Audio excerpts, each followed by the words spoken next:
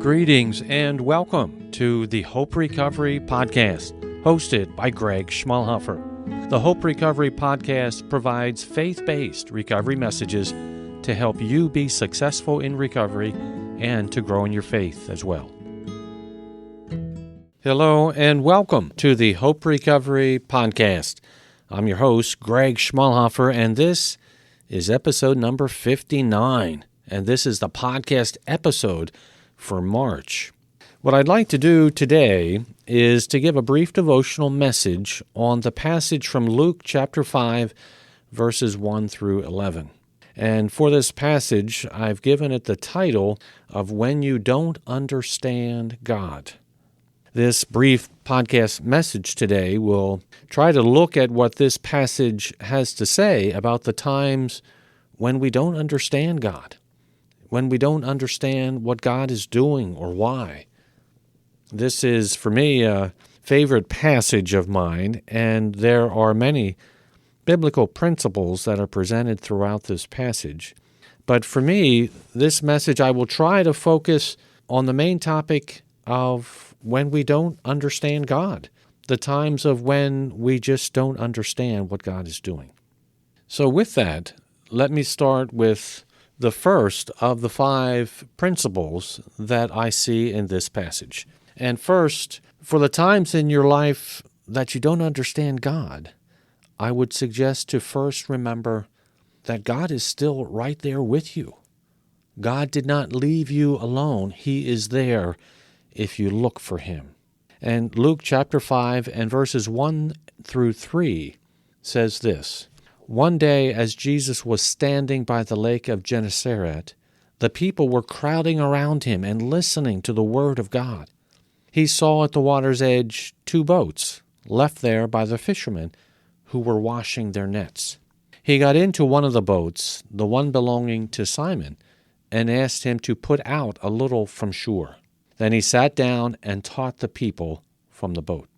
In this passage, there are generally 2 groups of people. The first group were the ones that were there intentionally seeking Jesus. They were intentionally there to be close to Jesus. They wanted to find out more about Jesus and about God.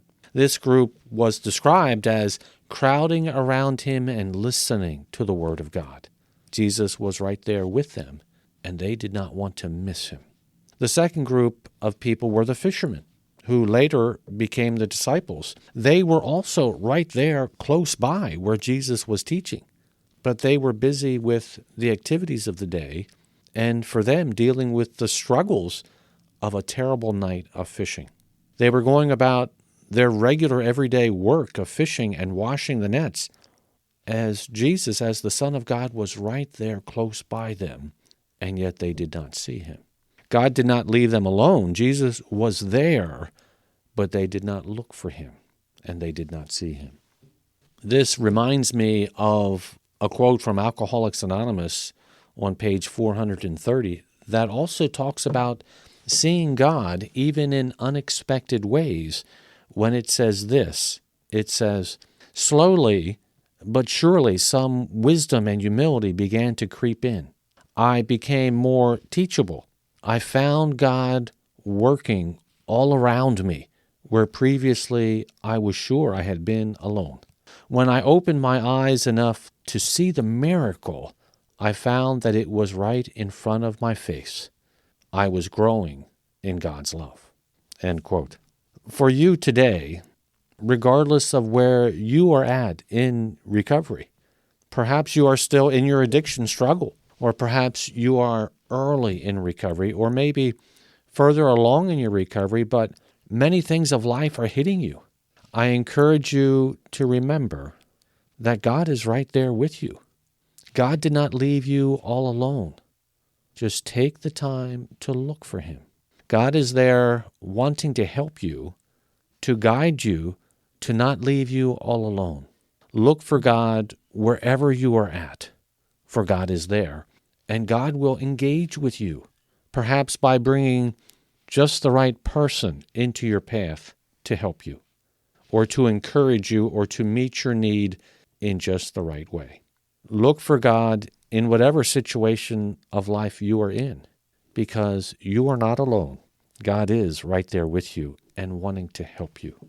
And then second, when you don't understand God, I encourage you to remember it is okay to question God. Just don't stay there, but move on to trust God. Know that you can trust God even when you don't understand God. Luke chapter 5 and verses 4 and 5 says this, "When he had finished speaking, he said to Simon, 'Put out into deep water and let the nets down for a catch.' Simon answered, 'Master, we've worked hard all night and haven't caught anything. But because you say so, I will let down the nets.'" The disciples' plan for their night of fishing did not go well. They had worked hard all night and yet did not catch anything. Their hard work and fishing plans all fell apart. Their plans did not go as expected. Their long night of fishing was, in their eyes, a failure. And yet Jesus asked Simon basically to try again by saying, "Put out into deep water and let the nets down for a catch." The way Simon responded to Jesus was almost like he was questioning Jesus. Perhaps what Simon was really thinking was, "Yeah, but you don't understand. We were out fishing all night and didn't catch anything. What do you mean, go out again?" They did not understand how this would work any better this time. Simon questioned Jesus, but he then moved on to trust Jesus, even though he did not understand what was going to happen. Simon ultimately responded with faith and with trusting God, even though it did not make sense, even though it was not what he really wanted to do. Simon responded and said, "Because you say so, I will let down the nets." Trusting God even when we don't understand what is going on is reflected in this quote from Narcotics Anonymous on page 105, where it says this, "Whenever we confront a difficulty that we do not think we can handle, we ask God to do for us what we cannot do for ourselves." End quote. For you today, it is okay for you to sometimes question God and ask, why did this happen? How will this all work out? Why did I lose my job? Why did the court decision go so badly? Why did I get sick? Why did I relapse again? All of these questions and many more. But just like Simon, even when you don't understand God, I encourage you to catch yourself and to trust God and respond by saying, "But because you say so, I will do it." Recovery is not easy, but seek God's direction for your treatment and your care, and then respond to God's direction by saying, "But because you say so, I will do it." God's direction for you in recovery will likely include changes, likely some dramatic changes, because as we all know, if nothing changes, then nothing changes. So let me ask you, what changes are you making for yourself to be successful in recovery? And then third, for the times you don't understand what God is doing, remember to simply trust God and be obedient, and look for your own miracle from God. God can use dramatic events of life to change you, even very unexpected events or struggles of life, perhaps things that you never thought you would have to face. And Luke chapter 5 and verses 6 and 7 say this, "When they had done so, they caught such a large number of fish that their nets began to break. So they signaled their partners in the other boat to come and help them. And they came and filled both boats so full that they began to sink." This was indeed a miracle, a dramatic event in their lives. And it happened because they trusted Jesus and they were obedient. As the passage says, it happened when they had done so. It happened when they were obedient, even when they did not understand, even when it did not make sense. Even though they probably thought it would not work, they still did it. They were, in their own way, obedient. Because they trusted Jesus and they trusted God, they were obedient. God responded in a mighty way, in a miraculous way. They went from fishing all night and not catching anything to catching so many fish. They filled both boats so full they began to sink. It was a miracle that God used to change their lives. For you today, as you think back over your life, how many miracles do you see? Perhaps your dramatic event, your miracle event is just being alive. Perhaps you are grateful for a second chance, or perhaps for another chance and another chance yet at recovery and at life. If you are alive today, drugs and alcohol did not kill you. You have another chance at recovery and at life. What will you do with your second chance in recovery and in life? How is God directing you with the dramatic events in your life? Even when you don't understand God, I encourage you to be open to God's direction in your recovery and in your life in ways you may never have expected. Trust God, be obedient, and look for your own miracle from God. And then fourth, when you don't understand God, remember to start by humbly recognizing your great need before a gracious and holy God. Humbly recognize your great need and accept God's forgiveness. Luke chapter 5, verses 8 and 9. When Simon Peter saw this, he fell at Jesus' knees and said, "Go away from me, Lord, I am a sinful man." For he and all his companions were astonished at the catch of fish they had taken. And so were James and John, the sons of Zebedee, Simon's partners. Here, Simon saw Jesus as Lord and as the Messiah and as holy. And he saw himself and his sinful condition. And he fell to his knees, saying, "Go away from me, Lord, I am a sinful man." Likely Simon was full of remorse and felt so unworthy that he fell to his knees. The way Simon responded reflected a humble and repentant spirit. God extends grace and mercy to all of us. He just wants us to turn back to him. For you today, when you don't understand God, remember to start by humbly recognizing your great need before a gracious and holy God. First, humbly recognize your great need and accept God's forgiveness. Recognize that God wants you to humbly turn back to him. Can you picture yourself doing what Simon did, falling on his knees and saying, "Go away from me, Lord, I am a sinful man"? That is quite a moving and powerful passage. Regardless of what you have done in the past, and likely you have done terrible things in your addiction, things that you do not even want to think about.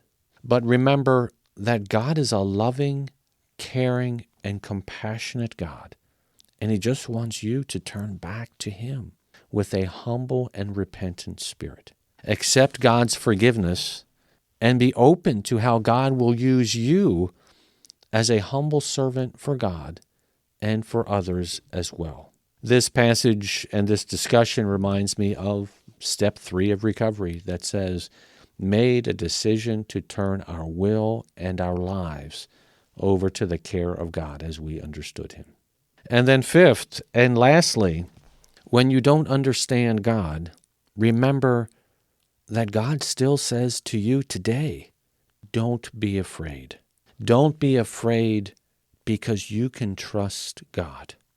You can trust God with your recovery and even with your entire life. Luke chapter 5, and then verses 10 and 11. Then Jesus said to Simon, "Don't be afraid. From now on, you will fish for people." So they pulled up their boats on shore and left everything and followed him. Perhaps while Simon Peter was still on his knees, Jesus looked at him and said, "Don't be afraid. From now on, you will fish for people." God used this dramatic miracle to change the direction of Simon Peter's life, and James and John as well. For the disciples, God used this failure of not catching anything and the miracle catch of fish to change the direction of their lives. Simon was a fisherman, and this dramatic event changed the direction of his life. Simon went from being a fisherman to a disciple, an apostle, and one of the founding fathers of the church. For you today, when you don't understand God, remember that God still says to you today, don't be afraid. Don't be afraid because you can trust God. You can trust God with your recovery and even with your entire life. Remember that God can use dramatic miracle events of your life and even very difficult struggles of your life as well to change the direction of your life and to ultimately impact people for God. God has a purpose and plan for your life. Be open to how God is directing you even now. I encourage you to embrace the words of Jesus for yourself. Jesus says to you even today, don't be afraid. Don't be afraid because you can trust God. So these 5 principles then of Luke chapter 5, verses 1 through 11 are summarized as for the times you don't understand God. First, remember that God is still right there with you. God did not leave you alone. He is there if you look for him. And then second, remember it is okay to question God. Just don't stay there, but move on to trust God. And then third, remember to simply trust God and be obedient and look for your own miracle from God. And then fourth, remember to start by humbly recognizing your great need before God. Humbly recognize your great need and accept God's forgiveness. And then fifth, remember that God still says to you today, don't be afraid. Don't be afraid because you can trust God. That is what I have for you today.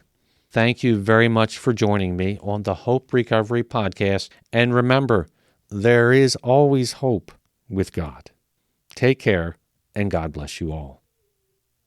That concludes the podcast episode for today. But let me just take a moment and give you a brief update for some of the things that are happening with Hope Recovery. First, the first audio podcast episodes have been edited and revised for video and have been uploaded to our brand new YouTube channel.